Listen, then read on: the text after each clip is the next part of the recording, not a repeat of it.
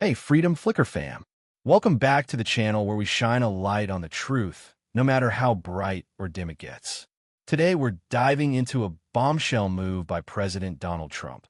He signed an executive order to rebrand the Department of Defense as the Department of War. Yeah, you heard that right, war. This isn't just a name change. It's a signal, a statement, and maybe even a seismic shift in how America projects its power. So what's behind this? Is it a bold return to strength, a reckless provocation, or something else entirely? Stick around as we unpack the history, the controversy, and what this means for our future. We'll look at why Trump's pushing this, what his critics are saying, how it's shaking up the Pentagon, and what it could mean for you and me. Plus, we'll dig into the history of the Department of War and why this name is raising eyebrows in 2025. If you're ready to cut through the noise, smash that like button, hit subscribe, and let's get started. On September 5th, 2025, President Trump stood in the Oval Office, flanked by Defense Secretary Pete Hegseth and Joint Chiefs Chairman General Dan Kane, and signed Executive Order 200. This order doesn't fully rename the Department of Defense. That requires Congress, but it authorizes the use of Department of War as a secondary title. Hegseth can now call himself Secretary of War, and the Pentagon can use the term in official communications. Trump called the current name Department of Defense wokey and blamed it for America's military struggles since World War II. Trump's reasoning? He says the name Department of War sends a message of victory and reflects the military's unmatched power. He harked back to the original War Department, which existed from 1789 to 1947, claiming it led America to victories in the War of 1812, World War I, and World War II. But is this just nostalgia, or is there more to it?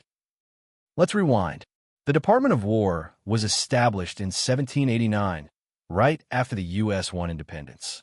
It oversaw the military through major conflicts like the War of 1812, the Civil War, and both World Wars. Back then, the name was straightforward. America was building a nation, and war was a clear part of that identity. In 1947, after World War II, President Harry Truman reorganized the military under the National Security Act, merging the War Department and the Navy Department into the Department of Defense. Why? The world was changing. The Cold War was kicking off, and the U.S. wanted to project a defensive, not aggressive, posture. The name defense was meant to signal stability and peace through strength. Trump and Hegseth argue that defense sounds too soft, too woke. They want to return to a warrior ethos, a term Hegseth used, promising maximum lethality over tepid legality. But critics say this ignores why the name changed in the first place. After World War II, the U.S. didn't want to look like a warmongering empire. Not everyone's cheering this rebrand. Pentagon officials are fuming, calling it a million small headaches. Why? They're looking at changing seals, letterheads, and signage across 700,000 facilities in 40 countries. We're talking billions of dollars for what some call a cosmetic change with no strategic value. A former defense official told Politico, "This is purely for domestic political audiences. It won't affect Chinese or Russian calculations, but could let our enemies paint us as warmongers." Critics like Democratic Senator Andy Kim agree, saying Americans want to prevent wars, not glorify them. On the flip side, supporters like GOP Senator Rick Scott say it reflects America's true capabilities to win wars. Hegseth doubled down, tying the rebrand to a broader campaign to restore a warrior ethos, which includes renaming bases and banning certain books in the Pentagon. But here's the kicker. This isn't just about a name. It's part of Trump's bigger vision to reshape the military's image. He's already renamed the Gulf of Mexico to the Gulf of America and pushed other symbolic changes. Is this about projecting strength, or is it a distraction from other issues like the weak August jobs report showing only 22,000 jobs added? So what does this rebrand mean? For Trump, it's about projecting strength in a world where China, Russia, and others are flexing their muscles. He's quoting George Washington, who said, "To be prepared for war is one of the most effective means of preserving peace." But critics argue it sends the wrong message at a time when Trump's struggling to broker peace in conflicts like Russia-Ukraine. At home, it's a rallying cry for his base, who see it as a rejection of woke policies. But it's also a logistical nightmare for the Pentagon and a potential propaganda win for adversaries who might call the U.S. a threat to global stability.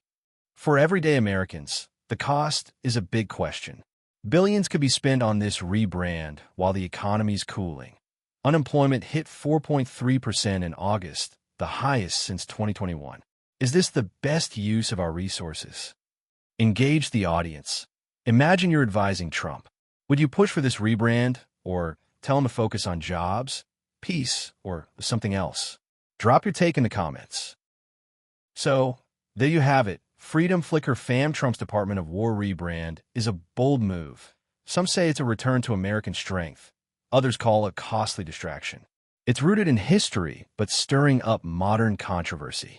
The Pentagon's scrambling, critics are sounding alarms, and the world's watching. What's clear is this. Names matter, and this one's got everyone talking. What's your take? Is this rebrand a stroke of genius or a step too far? And what should America focus on next? Military might, economic recovery, or something else? Let's keep this conversation going in the comments. If you found this deep dive helpful, give us a thumbs up, share this video with your friends, and hit that subscribe button to join the Freedom Flicker family. Ring the bell so you never miss an update. And if you want more on Trump's latest moves or what's happening in D.C., check out our playlist. Thanks for watching, and I'll see you in the next one.